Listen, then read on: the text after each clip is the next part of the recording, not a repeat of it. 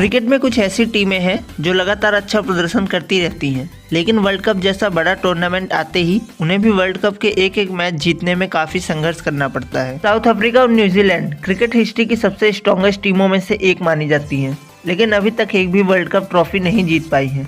इससे आपको अंदाजा हो ही गया होगा कि किसी भी टीम को वर्ल्ड कप चैंपियन बनने के लिए कितनी कठिनाइयों का सामना करना पड़ता है। लेकिन क्रिकेट में एक ऐसी टीम भी है जो शायद वर्ल्ड कप जैसा टूर्नामेंट आते ही और भी स्ट्रांग हो जाती है और बड़े आराम से अपने विरोधियों को ढेर कर देती है।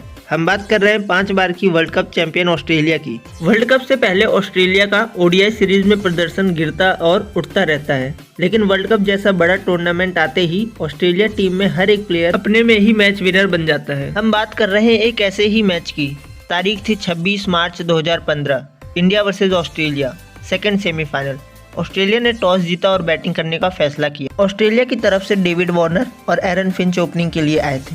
डेविड वार्नर 12 रन ही बनाकर आउट हो गए और उमेश यादव ने भारत को अच्छी शुरुआत दिला दी थी। फिर बैटिंग के लिए ऑस्ट्रेलियन टीम के बैकबोन कहे जाने वाले स्टीव स्मिथ आए। स्मिथ और फिंच धीरे धीरे ऑस्ट्रेलिया की पारी को आगे बढ़ा रहे थे। 20 ओवर्स के बाद ऑस्ट्रेलिया का स्कोर 105 रन 1 विकेट पर हो चुका था। देखते ही देखते दोनों बल्लेबाजों ने ऑस्ट्रेलिया की पारी को तेजी से आगे बढ़ाना शुरू कर दिया था। दोनों ही बल्लेबाज अर्धशतक लगा चुके थे और ऑस्ट्रेलिया का स्कोर 30 ओवर्स के बाद 155 रन 1 विकेट के नुकसान पर हो चुका था। फिर उसके बाद 33वें ओवर में एक शानदार छक्का और फिर एक चौका लगाने के बाद स्टीव स्मिथ ने अपना शतक पूरा किया।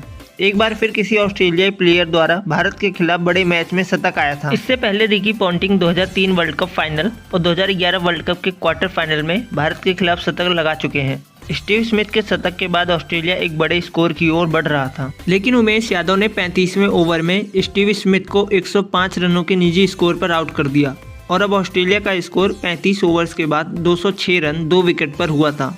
फिर ऑस्ट्रेलिया की तरफ से चौथे नंबर पर ग्लेन मैक्सवेल आए और मैक्सवेल ने आते ही लुमक शॉट लगाने का सिलसिला शुरू कर दिया, लेकिन ज़्यादा कुछ खास नहीं कर पाए और 14 बॉल्स में 23 रन बनाकर अश्विन का शिकार हो गए। फिर अगले ही ओवर में उमेश यादव ने एरन फिंच को भी उनके 81 रनों के व्यक्तिगत स्कोर पर धवन के हाथों कैच आउट करा दिया। इसके बाद भारत की मैच में पूरी तरीके से वापसी हो गई थी। फिर भारत ने लगातार कुछ टाइट ओवर्स डाले और ऑस्ट्रेलियन प्लेयर्स को रन नहीं बनाने दिया और 4 ओवर्स में सिर्फ 10 रन बने। ऑस्ट्रेलिया के बैट्समैन धीरे धीरे ऑस्ट्रेलिया की पारी को आगे बढ़ा रहे थे। 48 ओवर्स के बाद ऑस्ट्रेलिया का स्कोर 299 रन 7 विकेट पर था, लेकिन फिर अंतिम 2 ओवर्स में ऑस्ट्रेलिया ने 29 रन बनाए, जिसमें मिचेल जॉनसन ने सिर्फ 9 गेंदों में 27 रन बना डाले और 50 ओवर्स के बाद ऑस्ट्रेलिया का स्कोर 328 रन 7 विकेट पर था। भारत को वर्ल्ड कप 2015 के फाइनल में जाने के लिए 50 ओवर्स में 329 रनों की जरूरत थी। भारत के लिए रोहित शर्मा और शिखर धवन ओपनिंग के लिए आए। भारत ने शुरुआत अच्छी की और पहले 10 ओवर्स में बिना विकेट खोए 55 रन बना डाले। रोहित शर्मा और शिखर धवन दोनों ही बल्लेबाज अच्छे लय में दिख रहे थे, लेकिन फिर पारी के 13वें ओवर में हेजलवुड ने धवन को आउट कर दिया। शिखर धवन ने 41 बॉल्स में 45 रन बनाए और भारत का स्कोर 13 ओवर्स के बाद 77 रन 1 विकेट पर था। शिखर धवन के आउट होने के बाद भारत के सबसे भरोसेमंद खिलाड़ी विराट कोहली नंबर 3 पर आए। ऑस्ट्रेलियाई टीम ने लगातार विराट कोहली पर दबाव बनाया हुआ था। इस कारण मिचेल जॉनसन की गेंद पर विराट कोहली एक गलत शॉट खेल बैठे और 1 रनों के ही निजी स्कोर पर अपना विकेट दे दिया। फिर नंबर 4 पर भारत की तरफ से अजिंक्य रहाणे उतरे और रहाणे अच्छे लय में भी दिख रहे थे। रोहित शर्मा और अजिंक्य रहाणे लगातार अच्छे शॉट्स खेल रहे थे और भारत की पारी को आगे बढ़ा रहे थे, लेकिन फिर 18वें ओवर में मिचेल जॉनसन ने रोहित शर्मा को भी आउट कर दिया।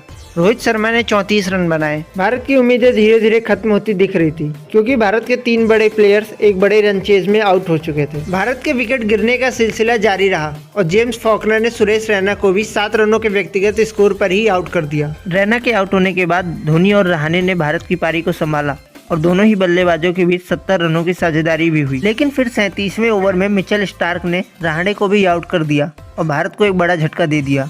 अजिंक्य रहाणे 44 रन बनाकर आउट हुए। फिर उसके बाद भारत के विकेट गिरने का सिलसिला जारी रहा और एक के बाद एक लगातार विकेट गिरते गए। इसकी पूरी पारी 233 रनों पर ही ऑल आउट हो गई और ऑस्ट्रेलिया ने 2015 वर्ल्ड कप के सेकंड सेमीफाइनल में भारत को 95 रनों से हरा दिया। इसके बाद ऑस्ट्रेलिया इतने पर ही नहीं रुकी, बल्कि 2015 वर्ल्ड कप के फाइनल में भी न्यूजीलैंड को हराया और 5वीं बार वर्ल्ड कप की चैंपियन बनी।